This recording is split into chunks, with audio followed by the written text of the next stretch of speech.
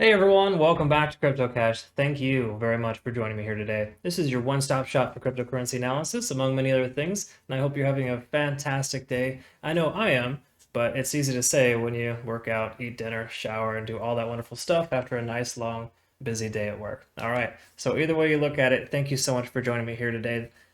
What we're going to do is look at Solana, which is coincidentally one of my favorite coins out there. Now, there's no bias here. I just take everything just straight from the technical charts alone, regardless. But I can tell you Solana is interesting because it moves independent of Bitcoin in a lot of cases, and it's actually got strong, strong fundamentals. Do your own research in your own time, but this is a technical analysis only. We do not cover the fundamentals here. If you have insight on the fundamentals, feel free to comment down below. But more importantly, I need you to know that this is for educational purposes only. You should always do your own research. And I'm not a financial advisor. I just have years of trading experience as a swing trader, as a day trader, and I like to bring my knowledge to the table and help you trade for a lifetime instead of just for one day. Okay?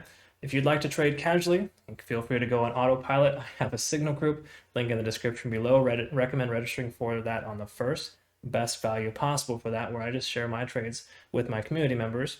And everything you're going to learn here today, if you're new to the channel, I implore in that to essentially find these signals and find these trades. We're at about an 80% success rate right now as an average. Moving forward, also, I have a Telegram community. Check that out in your own time. And without further ado, let's go ahead and get right to it. All right, folks, let's go ahead and take a look at Solana. And before we do, always look at Bitcoin and Ethereum first to get a baseline of the market so I know exactly what's going on so you can make an informed decision. Because if you have all the information, it's much better, more well-informed understanding of what you're doing and how you're taking entry on your position. Don't just let somebody to tell you to take something. Do your own research, of course, but these are the things that I use that benefit me and my signal group thoroughly. All right, so first and foremost, we're going to take a look at Bitcoin, and we look at the 4-hour chart first, right? Because the 4-hour chart is essentially, well, the end-all be-all for me as far as the moving averages and more importantly, just the general understanding of how things are working right now, okay? So it's the best time frame I feel. So let's go ahead and enable the simple moving averages. And just know this is TradingView.com, recommend paid version. I know it sounds crazy, but in order to have all the indicators you want to have that are keeping you successful to follow along effectively, I recommend paid version. There's a free month and the link in the description below if you'd like to consider that. But more importantly here with the SMA, what we're looking at is the 200 and the 50-day simple moving averages, right? So we got the 200 is the purple and the 50 is the orange line there. I guess you could say yellow depending on what colorness you have in your eyes, but that is essentially what we're looking at. There was a recent golden cross here. The price increased based on that alone. So if you can see this this little gold cross here, it basically tells us that the price shot up immediately after that. It's no coincidence. That does happen a lot of the times, right? So again, on the simple moving averages, you see that. Some people prefer the EMA line, but it kind of gives you false readings. In other words, if you use like the EMA 50, you see that? It's a little bit off. So I personally feel that it's much better to use the simple moving averages on the larger time frames because they make more sense just in big picture. That's what a lot of the industry standards are using. So just keep that in mind. Moving forward as well, we have a major resistance at 40,500, major support at 30,000, and a recent support that just evolved at 37,000 even. So it's currently in the 37 to 40 range right now. It keeps testing the 40,500 mark, and it will likely break soon. That's my guess, my speculation, because we have a ascending wedge pattern essentially there. In other words, that's like a ascending triangle, you could say, but it's working itself into this little corner. And once it hits that corner, or even just prior, you should likely see some type of breakout. So I would say in the next 24 to 48 hours, we'll see this break up or down. It is more common than not for the price to break up in this scenario, just based on the fact that the wedge patterns that are progressing up, the ascending versions, typically I would say 70-80% of the time break in an upward fashion. So just be mindful of that. But all in all, really good stuff here for Bitcoin. It's allowing a lot of the other altcoins to recover. I mean, I've seen a massive increase in my my account for my altcoins because of the simple fact that the price is increasing, with Bitcoin staying stable and high for the most part. Yes, we had a little sell-off here, but that was just a little Amazon kerfuffle. So all in all, Bitcoin's doing pretty well. Let's go ahead and look at Ethereum. Very similar scenario here, only Ethereum's actually breaking out right now. It's actually nice because this is a resistance of about 2,400 as a rough estimate that it's hit a few times previously. And it has, again, a major support at 1725. That's when Bitcoin was down south of 30,000. But same thing here as well. We've got the golden cross, prices above this, the 200 and the 50-day simple moving averages, and we also have a major resistance at about 2,900. But just keep in mind, Ethereum is typically, the unfortunate stepchild of Bitcoin. Lately, it's been doing very poorly and not really responding well to the movement of Bitcoin. I know you could probably say, oh, that's not true with this right here. But if you compare this with how much Bitcoin has moved, Ethereum should be at 2,900 right now if it was following Bitcoin specifically, right? But instead it's kind of regressed and hasn't ramped up significantly. So right now it is doing very well, and it's likely going to break and stay above this candle here. So at this point in time, we should see this 2,400 becoming a new support for Ethereum. Okay. All right, moving on to Solana. Let's go ahead and take a look at the one-day chart first. We'll identify the average true range and work our way down. Now, the average true range for Solana is interesting because it doesn't, even though, yes, we see this massive sell-off back here, a few days after the China candle, Solana did very well contrary to that. So why don't we take a look here? Solana is interesting because it almost performs counterintuitively to Bitcoin, right? So when Bitcoin does poorly, sometimes Solana will take off. So look at this here. So April 17th, that's the first major catalyst for the sell-off on Bitcoin. Look at this. April 17th, almost every other coin goes down. Solana goes up. It's interesting, right? So just take a look here. I mean, April 17th, Bitcoin sold off massively. April 22nd, Bitcoin sold off again. Like, these are two major sell-off dates that went upwards. And then, of course, we got where's the Elon candle? It's the 12th. Pretty much nothing happened, still went sideways. And then, of course, on the 19th, we did see a massive red candle. It tried to recover the day after and eventually just lost itself. So, minus all that, the true range for Solana is anywhere between 25 to 48. Okay, now we're at about 32 right now, so we're on the lower side. But I can tell you that Solana has a ton of potential. There's a reason why this is one of my favorite altcoins, because it's consistent and it does very well regardless of what the market conditions are doing. Just bear in mind, it can be ebbs and flows sometimes too, at least on the day-to-day. Okay, so if you're more of a swing trader, this is probably the better fit for you. If you're day trading Solana, it can be kind of challenging. I've gotten stopped out quite a few times with this one. But regardless, it's just because, it's really hard to anticipate. It moves almost independent of Bitcoin again, which is nice. Even though, yes, it's ramping up today and Bitcoin did well in the last 24 to 48 hours, I wouldn't expect Solana to perform the same as Bitcoin. Even though it does take off when Bitcoin does well, it does almost better when Bitcoin does poorly. So anyways, looking at the RSI, we're at about 58, plenty of room for improvement there. Also, we had a convergence on the 23rd. That was 2 days after most other convergences in the market. So why don't we just go ahead and mark that really quick to kind of get an idea. So on the 23rd, see what that looks like. We'll look at that on a smaller time frame. All right, so looking at the 4-hour chart, that squiggly line here, I'm just going to go ahead and replace that. That looks a little better. All right. Now, on the simple moving averages here for the 4-hour chart, what do we see? Well, we see the 50 is working as a support. It worked as a very strong support here in the last, week, I guess you could say. So in 1 week of trading, we've seen the 50-day moving average pretty much tested multiple times and consistently working as a support.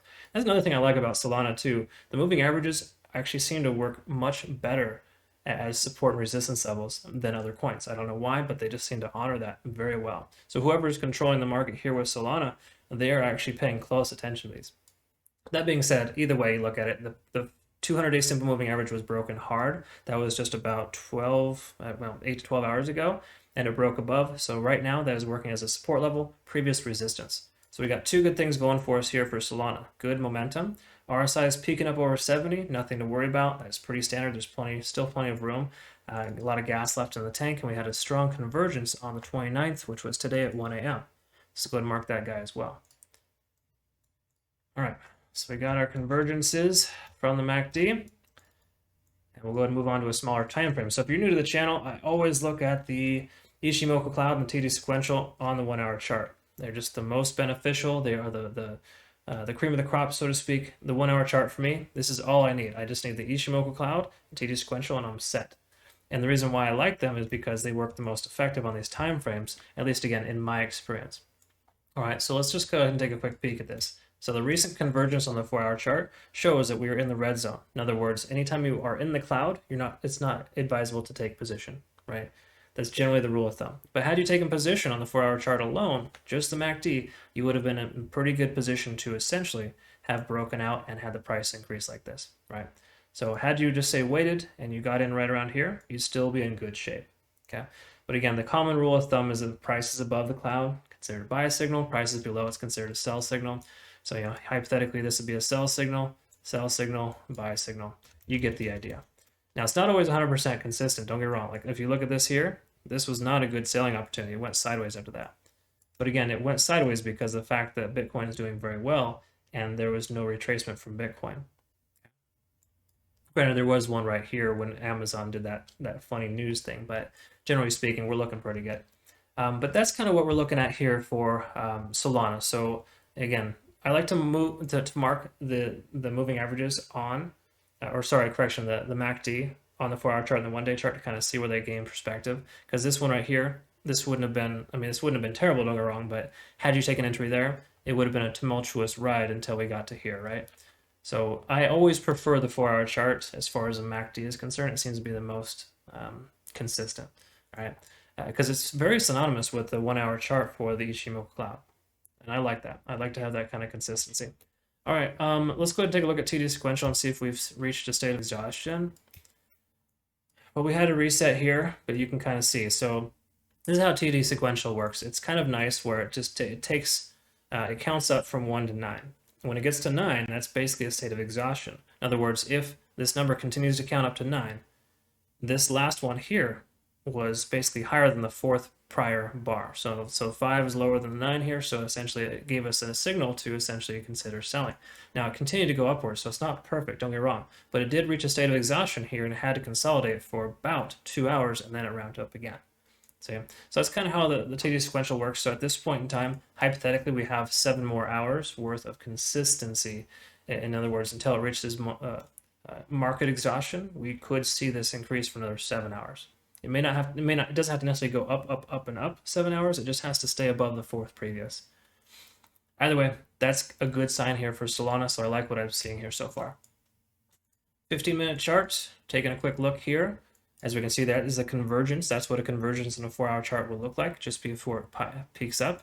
And that's a good sign. Let's take a look at the EMA and VWAP. So if you're new to the channel, I'm always pleased to kind of explain this because I've done swing trading for a long time. I've done day trading for a long time. And if you combine both those things together effectively, it creates a perfect storm. And there's a reason why I have a good 75-80% success rate in my signal group. Again, link in the description below for that, but what I'm referring to is a simple fact that I've used the VWAP for a very long time. And if you're new to that, it's a volume weighted average price. It takes the volume the last 24 hours, expresses it as a price. That's this blue line here. So right now, according to the volume, the price is $32 or should be $32, whereas the price is upwards of 2% above at $32.60, okay? So that isn't a strong variance. That's not a large standard deviation. So we're in good shape to see this continue. That could be a bull run that's continuing. Another thing I love about this here too is the fact that the EMA line works as a bullish and bearish momentous indicator. So we see here, you see the price is going sideways. Yep, all good. But look at this. We looked at the 4-hour chart, right? And we identified a convergence. We marked it on our chart. So had you taken entry anywhere in here, you would have been fine. But again, just using the 15-minute chart alone to identify a breakout can be difficult. But if you look at the MACD and combine that with it, you're doing much better for yourself. That being said, if you look at this here and you see everything, you see this kind of up and down pattern, then it increases. This is strong because, in other words, the price bounces off EMA, bouncing off EMA, bounces off EMA, lost EMA, and then consistently stays above the VWAP line, right? So they both work synonymously together as support and resistance levels, but more importantly, it's a momentous indicator too. So hopefully I explained that correctly, but all I'm trying to get at here is that to find a good entry point, you want to be working with the current, not against it. If you try to swim upstream before, there's a reason why salmons have trouble migrating, or what is it called, molting? I forget the term. I'm sorry, I'm butchering this, but they're going upstream. You see them struggling, right? I mean, they have that need to reproduce, of course, but in this scenario here, if you're trying to fight this bullish run, you're going to get stopped out, right? You don't want to go short on a situation like this. Inverse applies as well. So what I'm trying to get at is the fact that the momentum is obviously bullish. the price is staying above support, which is a VWAP line. So those are two good things. The very last thing you need to have is confirmation that you are moving in the right direction. In other words, we want to make sure to verify that the bulls are in control. So looking right here, these two red candles, are the bulls in control right here? No, they lost control. The bear stepped in, right? But if you look at this, are the bulls in control here?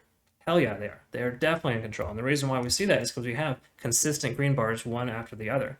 So if we add these two together, we take a look at here, see those two little yellow up arrows? This is a notification that I have built into my, my actual TradingView. I can share this with you too through my Patreon account. They have full access to this. But what I'm getting at is the fact that these two things here tell us that this is a signal that we're looking for. In other words, when we see two solid green bars closing above EMA and VWAP, it's a strong indication of a buy signal. Right, so it's like a perfect storm here. And again, we looked at this too. We already looked, we got a convergence on the MACD. We're over the cloud on the Ichimoku cloud on the 1 hour chart. And now we have EMA and VWAP testing. Just bear in mind, we do have a potential for exhaustion here in a few more hours. So there's that as well. But the bottom line is that this is a strong indication of a buy signal. Right, and again, the reason why is because you've got 30 minutes of confirmation, or in this case, obviously a lot more. We've got about 2.5 hours worth of confirmation. But this first 30 minutes right here that closed above EMA and VWAP is telling us that, hey, bulls are in control. You're moving with the current. You may as well ride this one out and cruise.